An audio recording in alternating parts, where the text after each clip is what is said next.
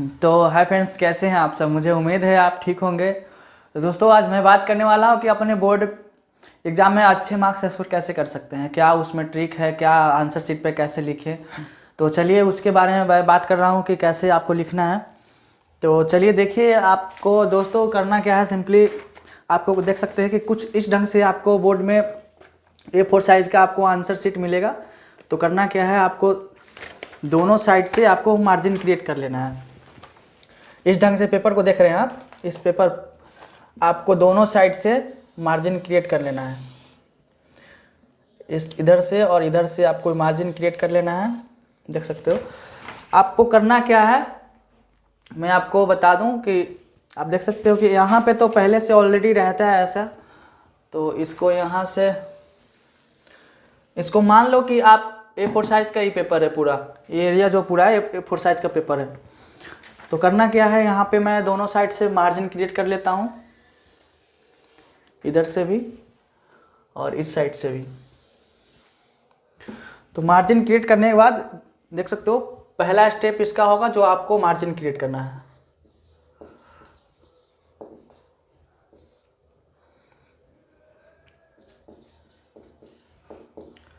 पहला step create margin, दोनों side से आपको मार्जिन क्रिएट कर लेना है।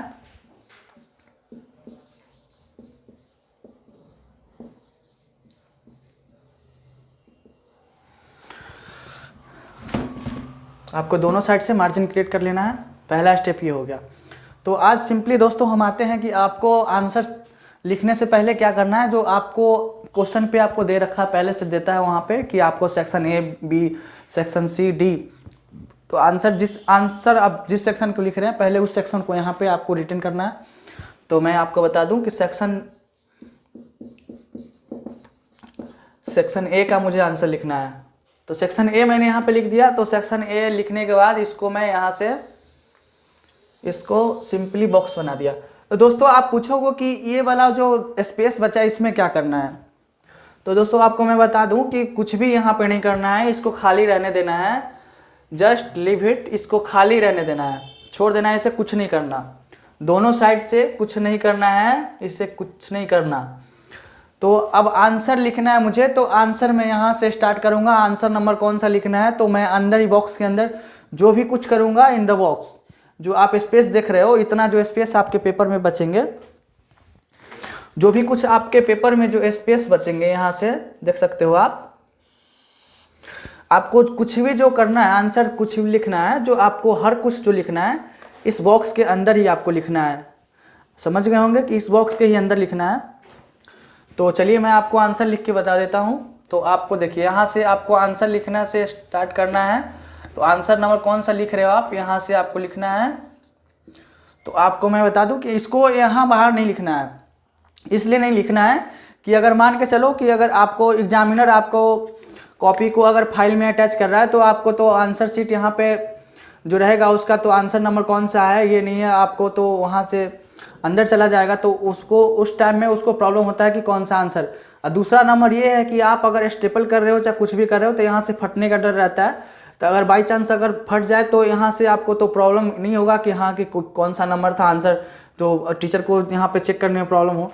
इसीलिए जो भी आपको लिखना है इनसाइड द बॉक्स, तो आपको आंसर यहाँ से लिख लेना है। तो मैं चलो आपको आंसर लिख के बताता हूँ।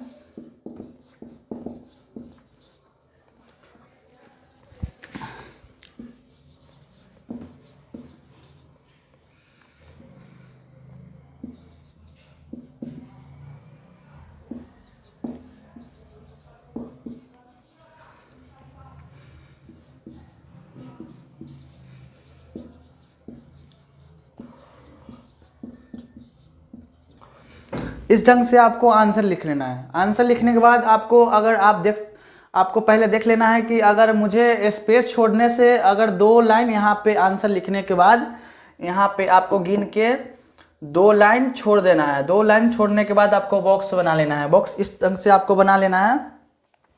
तो आप पूछोगे लाइन क्यों छोड़े, तो अगर देखिए आपके पास अगर उस ढंग से आपका आंसर शीट ज़्यादा हो तभी आप 2 लाइन छोड़े, नहीं तो आपको सिंगल लाइन छोड़ के ही बॉक्स बना लेना है। बॉक्स बनाने के बाद आपको दूसरे आंसर लिखना है। तो आप पूछोगे कि वो यहाँ पे क्यों 2 लाइन छोड़े या एक ही लाइन क्यों छोड़े हम, तो आप इसलिए छोड़ना है कि आपको एग्जामिनर कॉपी चेक करने के बाद आपको मार्क्स कैसे देगा, कहाँ पे देगा, आपको इस पे तो दे नहीं सकता, तो कहीं साइड में, तो आपको यहाँ पे स्पेस जो खाली रहेगा इस स्पेस पे आपको एग्जामिनर आपको मार्क्स देगा यहाँ पे, इसीलिए आपको यहाँ पे स्पेस छोड़ना है। ठीक, दूसरा नंबर में आते हैं। तो दूसरा आपको यहाँ से आंसर लिख लेना है। तो आपको बोल रहा है यहाँ पे सेम आपको ऐसे ही पैटर्न को अपनाना है सेकेंड आंसर में भी। तो आपको मैं दूसरा तरह का आंसर बता दूं कि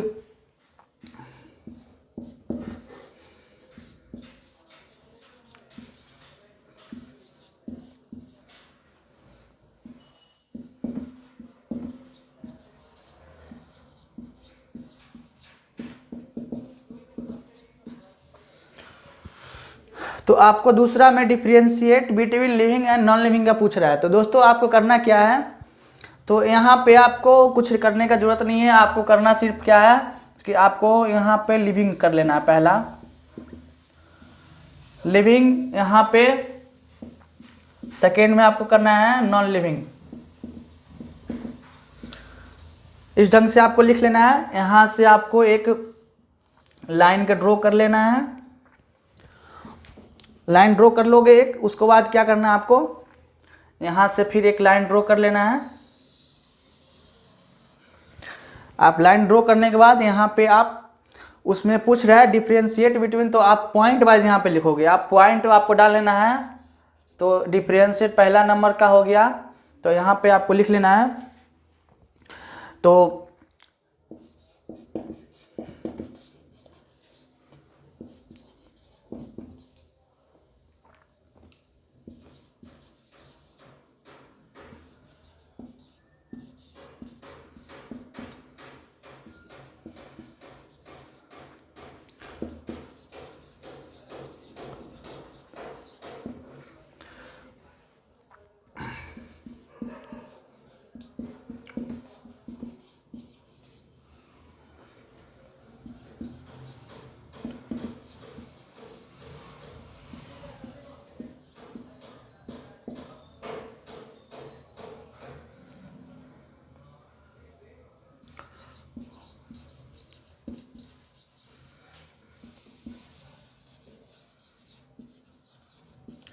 आपको कुछ इस ढंग से लिख लेना है। अगर आप पॉइंट सेकेंड लिख रहे हो तो आपको ऐसे ही कैरी ऑन, आपको ऐसे ही लिखना है, पॉइंट सेकेंड लिख लेना है।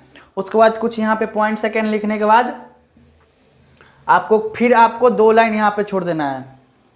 आपको 1 या 2 लाइन फिर आपको छोड़ के यहाँ से आपको करना क्या है, आपको यहाँ से 2 लाइन छोड़ के आपको फिर बॉक्स बना लेना है। बॉक्स फिर आप बना लिए, उसके बाद आपको एक तरह का और मैं आंसर करके बताता हूँ। तो देख सकते हो आंसर मैं यहाँ से बता दूँ आपको। हाँ दोस्तों, एक बात और ध्यान में रखना है कि आप सेक्शन ए का यहाँ पे आंसर लिख रहे हो, तो इस सेक्शन के अंदर आपको अगर आंसर ए आ गया, दूसरा आंसर नहीं आ रहा, तो आपको क्या करना है, आपको इस आंसर दूसरा नहीं आ रहा है तो उसे छोड़ देना है, आगे बढ़ जाना है। आंसर तीसरा यहाँ पे हो जाएगा। अगर तीसरा आपको चौथा नहीं आ रहा है तो आप 5वां आंसर उसके बाद दूसरा के बाद 5वां यहाँ पे कर सकते हो। आपको उस जो नहीं आ रहा है आपको छोड़ देना है, बाद में उसको लिखना है। लेकिन बाद में कब लिखना है, जब ये सब जो आंसर मुझे सेक्शन ए के आ रहे हैं तो उसको लिखने के बाद उसको लिखना है। उसको ऐसा नहीं कि आप सेक्शन ए का जो आंसर है सेक्शन बी के अंदर डाल दिए, तो वैसे आपको गलत हो जाएंगे। तो आपको सेक्शन ए का आंसर आपको सेक्शन ए के अंदर ही लिखना है। नंबरिंग आप चेंज कर सकते हो, आपको आंसर नहीं आ रहा है तो आप बाद में भी लिख सकते हो, लेकिन सेक्शन ए का आंसर सेक्शन ए में ही होना चाहिए, सेक्शन बी में नहीं होना चाहिए। दूसरी बात मैं आपको और दूसरे तरह का आंसर बता दूं, तो यहाँ पे आपको बोलेगा, यहाँ पे कैरेक्टरिस्टिक्स, यहाँ पे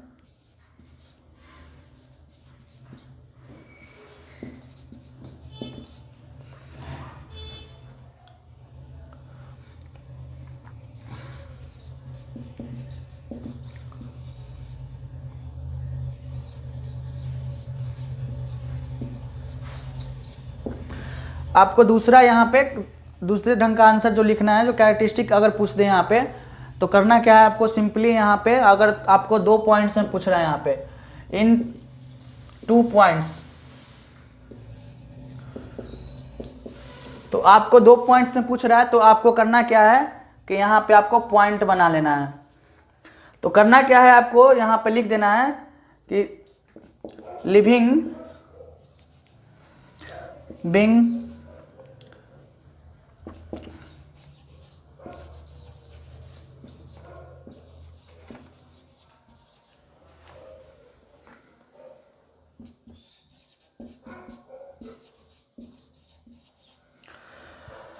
आपको करना क्या है कि यहाँ पे आपको पॉइंट लिखना है।